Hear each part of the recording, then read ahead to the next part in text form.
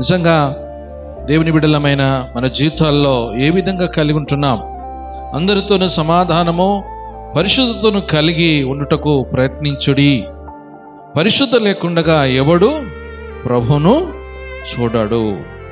ఎవరైతే పవిత్రంగా జీవిస్తాడో తన జీవితంలో అనుదినము ప్రభువును చూడగలుగుతాడు. క్రైస్తవునిక జీవితంలో మొట్టమొదటిగా తన జీవితము ప్రారంభం తన ప్రార్థన, లేచుడుతోనే ప్రభుతో మాట్లాడడము, ప్రభువును మరి చూడడము. పవిత్రంగా కలిగిన వ్యక్తి ఎవరిని చూడగలుగుతారంటే ప్రభువుని మాత్రమే చూడగలుగుతాడు.